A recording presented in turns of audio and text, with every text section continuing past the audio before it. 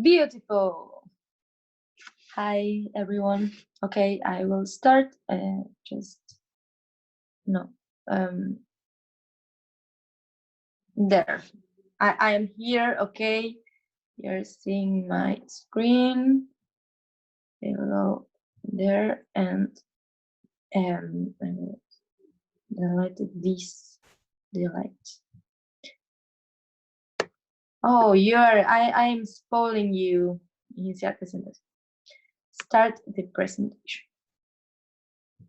Okay. Here we go. Chapter 4, Teaching Reading to Young Learners. Do you see me? Okay, perfect. First of all, I want to start explaining this. What is reading? Reading is the ability to know that a printed word have a meaning, and those printed symbols can be used to represent spoken words. Reading is the connection of decoding. This is written symbols represent a specific sound and understanding what I am reading. For example, if I write this, we know that they are letters and each one of them has a specific sound. And then I put this letter together and it will form this. Mom, the word mom, with a specific pronunciation. And this union represents mother. But we don't have to get confused. The aim of reading is comprehension. For second language learners, there are 3 different elements which impact reading. First of all, the child's background knowledge. I'm sorry, I will move this here. Oh, well, I'm sorry. The child's background knowledge. This is, for example, children who are able to read in their native language, or children who cannot yet. One has an advantage over the other, who is the background knowledge of the child. Second, the child's linguistic knowledge of the target language. For example, the target language we choose is English. Our first language is Spanish. So, how much knows the child about English? How much? So, third, the strategies the child uses to approach the text. This is, for example, let's suppose that the child knows how to decode and understand in their native language a text. So he or she will use the same technique and transfer it to this new language to interpret. This second language uses the same rating system than the first language. As teacher of young learners, it is helpful to know what reading concepts children have acquired in their native language. Therefore, we can assist them in the transfer of relevant skills from first language to second language. Okay, let's start. The background to teaching of reading. We have to know that usually people read for 2 reasons. One of them is pleasure. Pleasure, for example, can be using stories like a vital component.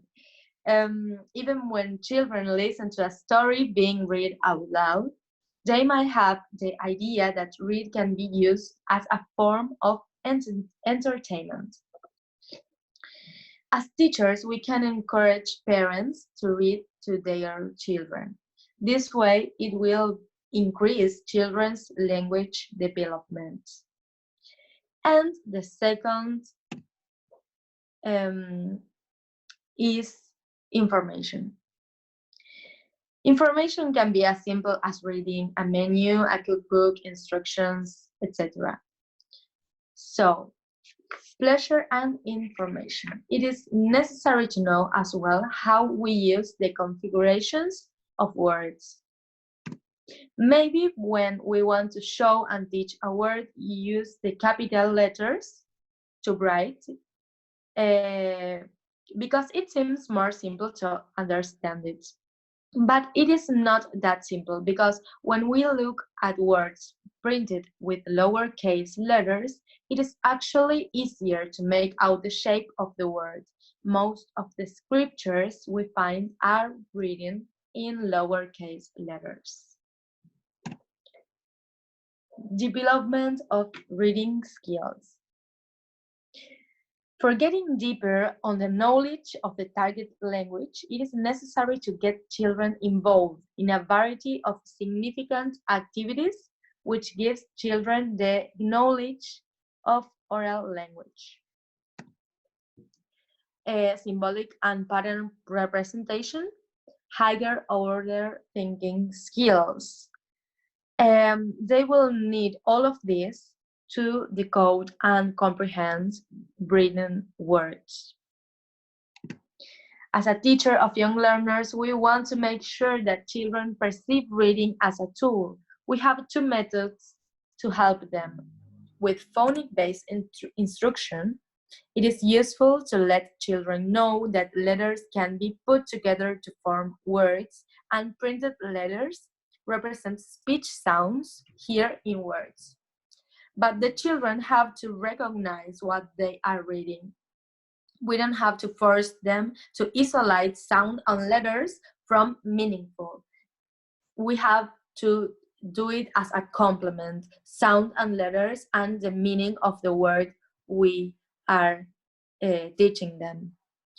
And the second method is literature-based approach. The purpose of it is help children develop appreciation and enjoyment of literature. Meanwhile, they are developing literacy skills. Phonic-based instruction and literature-based approach can be easily combined. For example, we can use a text and take the most important words of that text or story that the children hear. So with that words, we can teach phonics, for example, phonic-based instruction with the words that appears in text, and the children can easily recognize them and understand that words. So, classroom techniques and activities. The selection of activities should be based on the individual's child's development, native language literacy skills, and oral language skills in English. Also, we have to consider the objectives of our school's English language program. It has to be a sequence of reading activities that builds upon one another.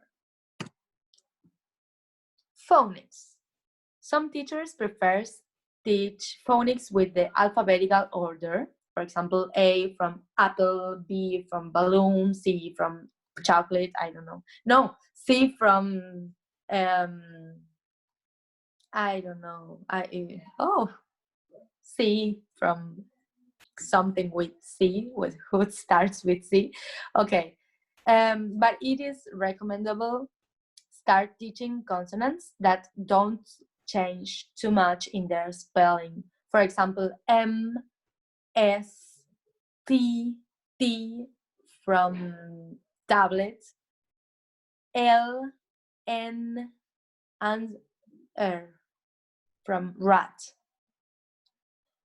It is also easier start by teaching the initial sounds and letters of words using substantives at the first time.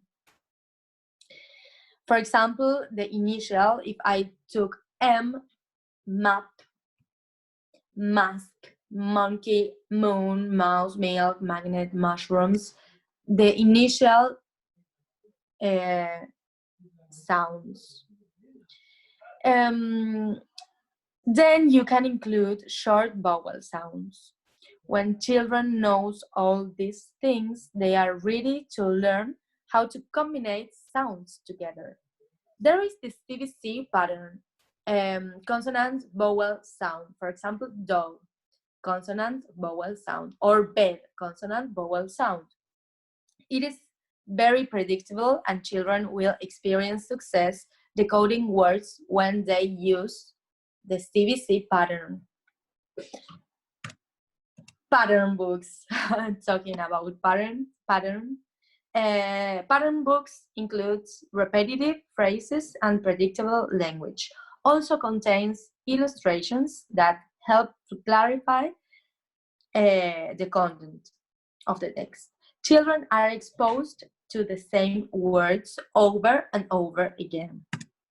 Sight words, this is the common words. These are high frequency words that children recognize it without having to decode letters.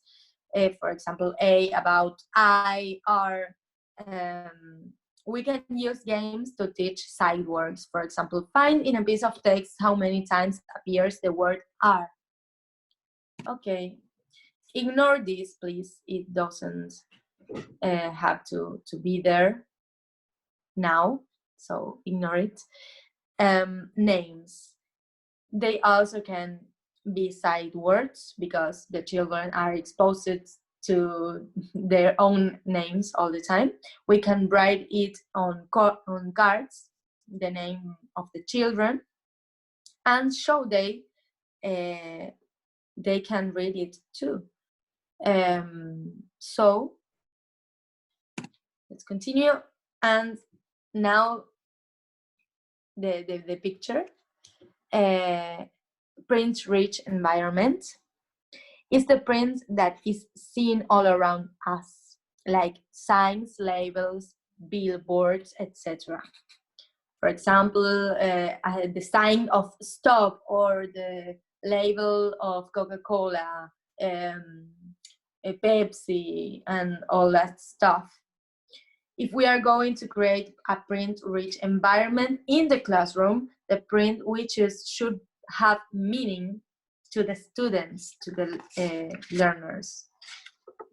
We can include bulletin boards with labels such as or work, or labels in objects like door, window, desk, etc. Word list, with vocabulary that children are learning, calendars like this, the days of the week, and so continue. Learning centers. Learning centers are situations where children can work alone, in pairs, or in small groups. We can use environmental print focused on specific topics like the supermarket. Language experience approach. I like it. Learners participate in a group activity, for example, go to the bakery, and then describe what happened in their own words. Or, for example, as a teacher, you can ask a child to describe what did over the weekend too.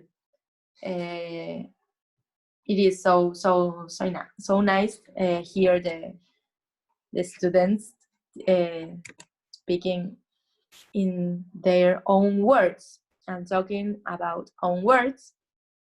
We can ask children what words they would like to learn. These words will have a personal meaning. We can use a topic based too. For example, the words of the supermarket.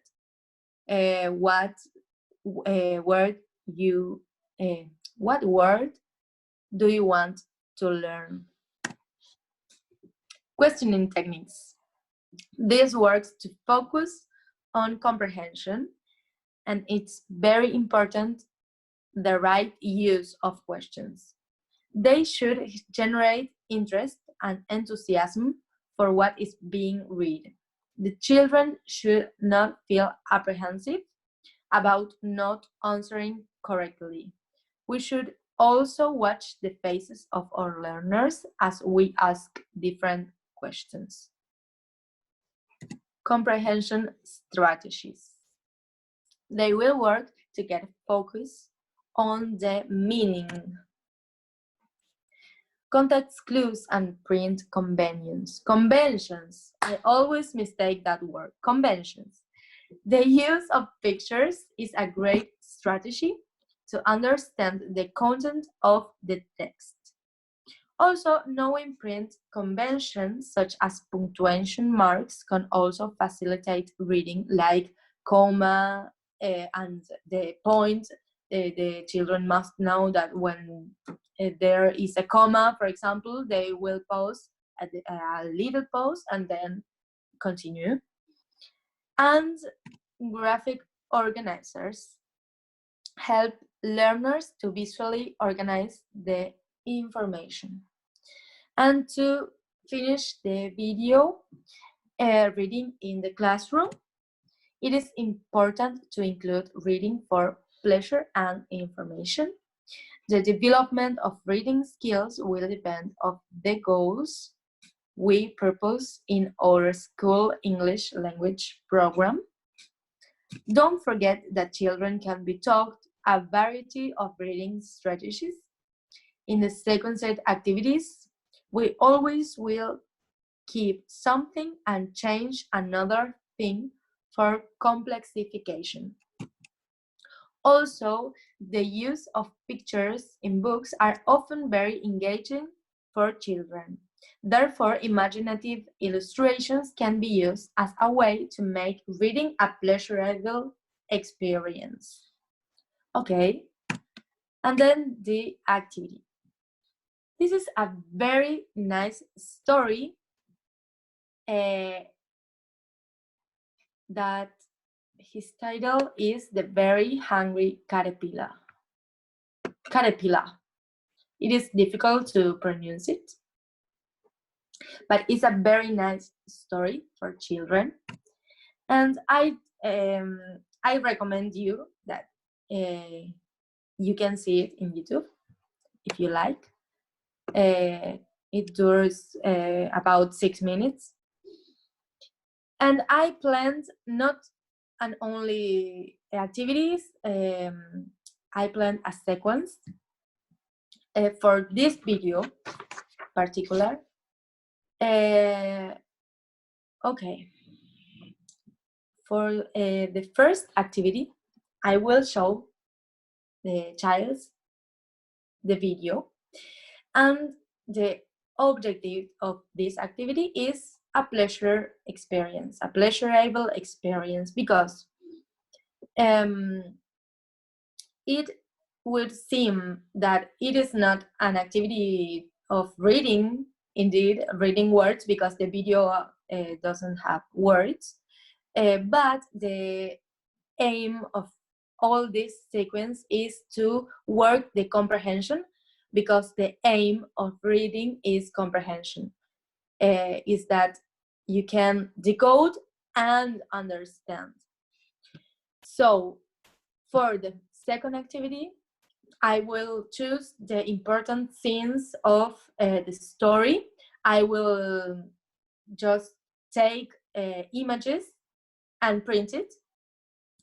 And in the description of that images, I will print the word. I mean the description. For example, if I show an image of the caterpillar, I will write the caterpillar. So when I show the children that picture, I will read the word, and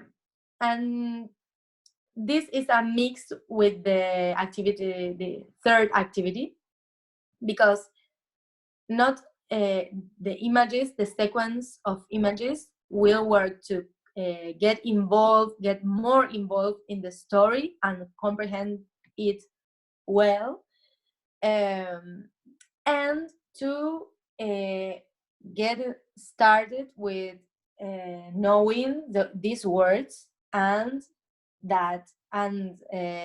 make the union that I can speak the word and also read it.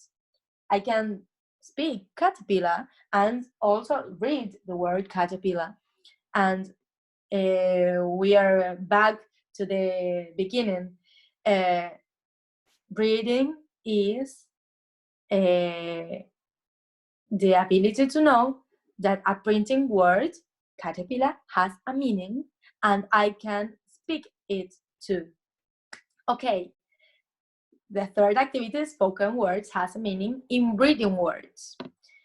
And also in these activities, we will work the unknown words. For example, caterpillar means oruga.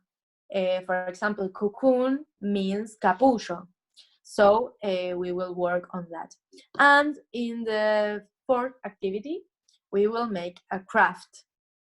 We will make our own book of the story, The Very Hungry Caterpillar. For what? What is the aim of this activity?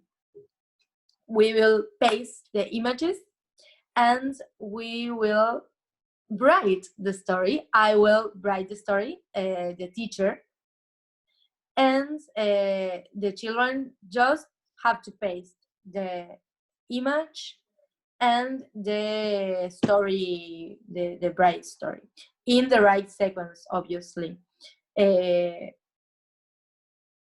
It will have a clear image with colors and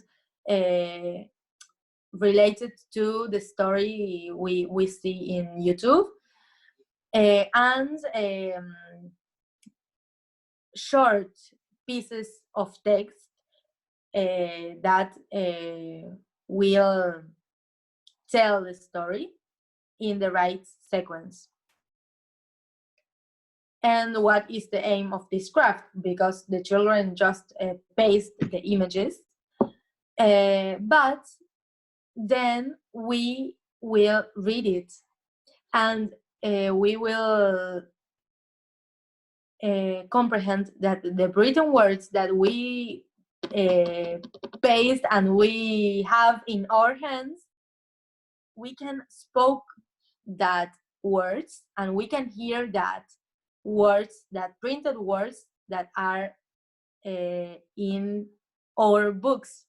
So we also can bring home and share it with parents, and the children can share it with their parents, and they can share this moment reading and listening this beautiful story, explore these written words in their books, and know that the written story can be read out loud too. I know that we can work with phonics and with a lot of things, but this is my planification. So this is the end of chapter 4.